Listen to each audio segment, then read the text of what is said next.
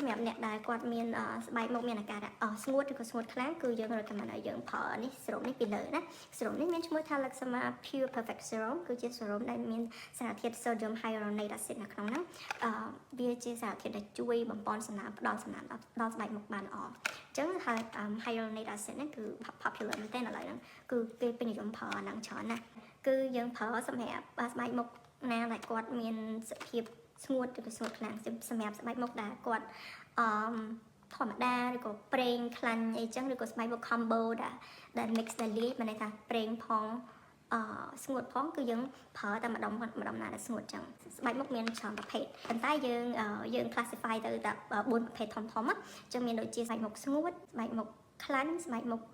ធម្មតាហើយនឹងស្បែកមុខមួយទៀតគេហៅស្បែកមុខ combo ហ្នឹងមកពាក្យ combination skin ហ្នឹងអញ្ចឹងស្បែកមុខហ្នឹងគឺមានតែខ្លាំងហើយនឹងស្ងួតស្បែកមុខប្រភេទហ្នឹងនិយាយទៅវាមានលក្ខណៈពិសេសតិចស្បែកមុខប្រភេទហ្នឹងគឺបានន័យថាម្ដុំខ្លះ area ខ្លះ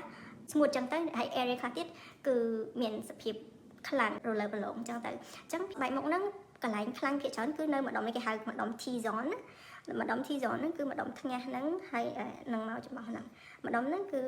អ្នកដែលមានស្បែកមុខ combo ហ្នឹងគឺគាត់មានម្ដុំហ្នឹងគឺមានអាការៈរាងខ្លាំងដល់ពេលមកខាងនេះ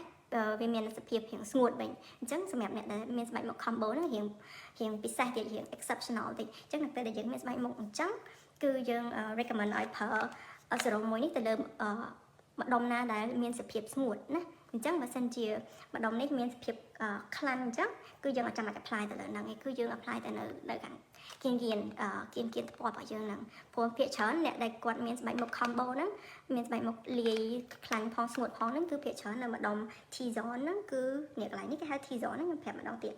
T zone ហេតុអីគេហៅ T zone គឺដោយសារតែវាមានដូចរឿងអក្សរ T អញ្ចឹងនេះចាគឺវារៀងដូចអក្សរ T អញ្ចឹងម្ដុំហ្នឹងគឺ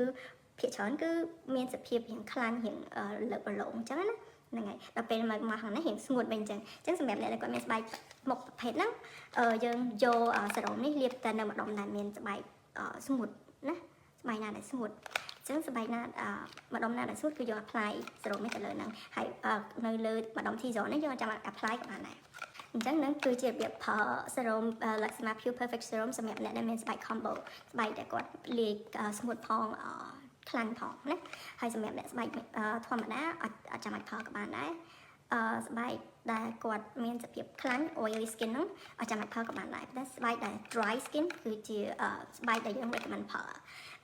សេរ៉ូមមួយនេះណា recommend highly recommend មក